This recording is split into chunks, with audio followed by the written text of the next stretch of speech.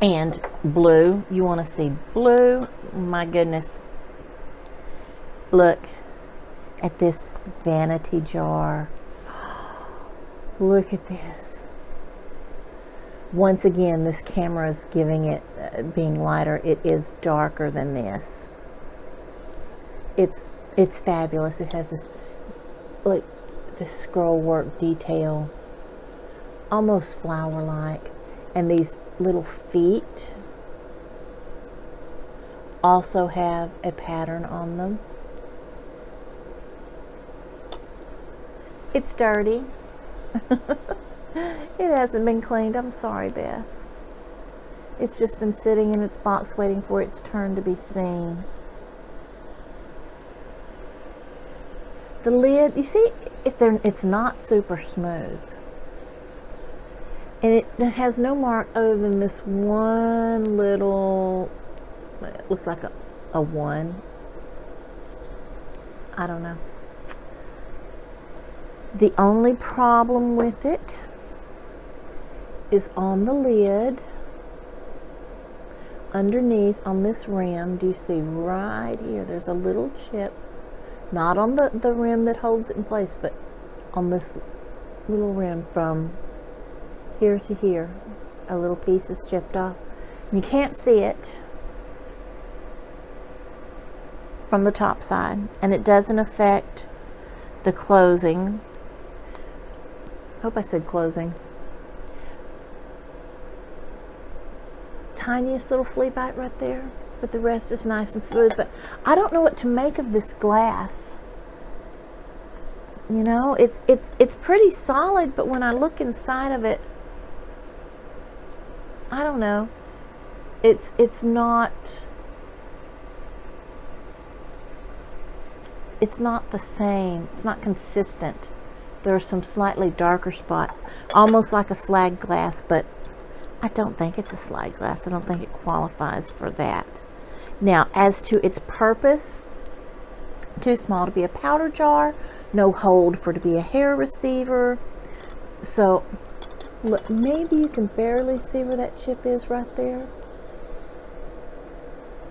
Not enough to, I think, detract from the overall beauty of the piece. I'm thinking maybe it could have come with a cream in it, some sort of cosmetic, or it could have just been a vanity jar, you know, for putting little things in. It feels old. It does not feel like a modern glass, not a 60s or 70s. This feels much older when you're holding it. And if you've held, you know, old glass, or you've gone and looked at them, you've seen the difference, you know there's a difference. Yeah. Oh, I found the most wonderful postcards. Now these are very special to me because they're Houston from about 1927, 1928, and I live just outside of Houston. And so it's got all these beautiful scenes of what our city looked like back in the 20s. If you know, imagine having a postcard from your city from way back when, and you'll see, then you can imagine how happy I was to have found this little postcard set. I got a whole stack of postcards. Some of them have been mailed and some of them have not. Someone had, this one is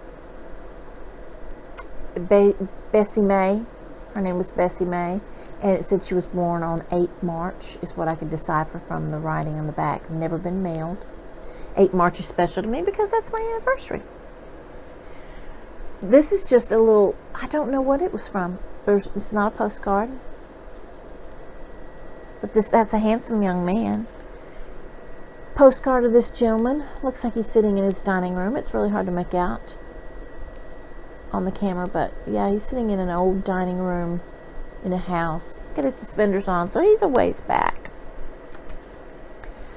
Look at this sweet baby. Look at that baby. Look at those shoes, little boots.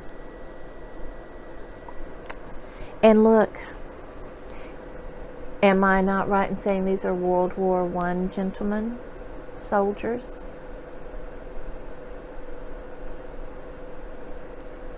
Think about these men. Seriously, think about these men, what they did, what they went through, the lives they led.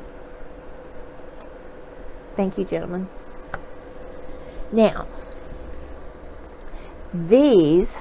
some of these have been mailed, so they have a postmark on them, along with their stamp. This is 1917, and it says, "I'll always stand by you," I believe is what it says. I gotta peek around there and make sure I'm showing it to you right.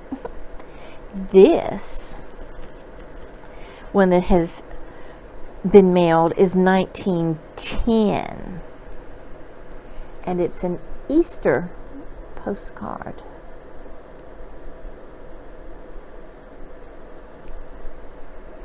Easter greetings. Here is a postcard that's been made out, but it does not have a postmark on it, so I can't tell you the date.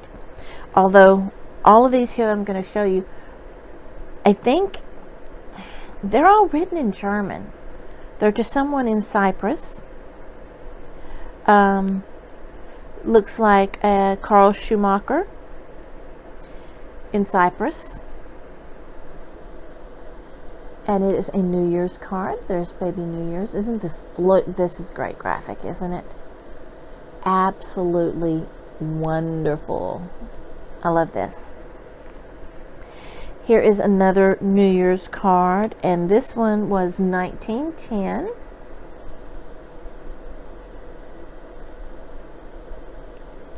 Happy January 1st. Wishing you a Happy New Year, January 1st. Only golden days. But the little baby is standing under the year. It just says 19, new baby. So, was it mailed? It was mailed December 30th at 5 p.m. on 1910. So this is a 1911 New Year's card. This one is Christmas. That's beautiful, isn't it? I mean, look at the red. Isn't that great?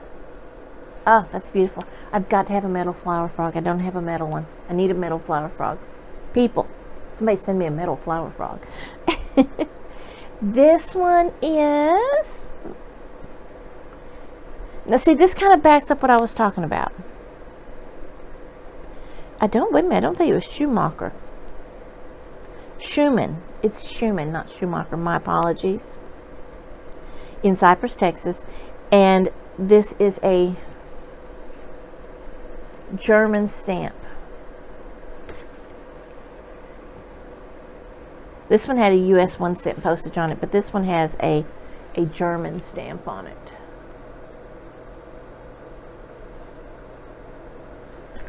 There's a bit of a postmark there. Can I get what it said?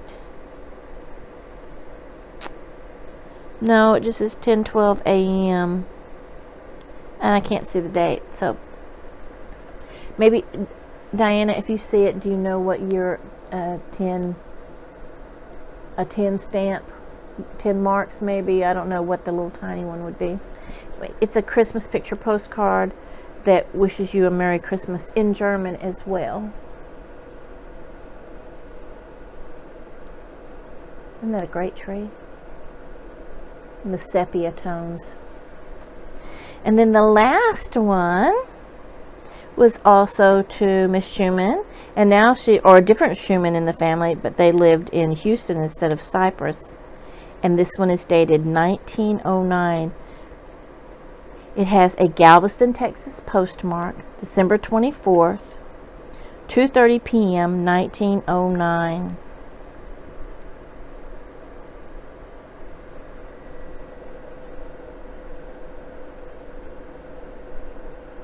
See. Oh, gorgeous, gorgeous, gorgeous. love those, love those. Don't know what I'm going to do with them yet. Some sort of decorating, possibly. Maybe sell some of them. Maybe. All right, the last piece, and I know, oh, look, we've almost gone 30 minutes. You know what that means. You know what that means. It's going to be a split video. So, this is the second part. Hello, you're in the second part of the video. I got to split it right about in the middle. I don't want a long video. And it gives me 2 videos. Make sure you watch the videos, okay? Like them. Make sure you subscribe to my channel.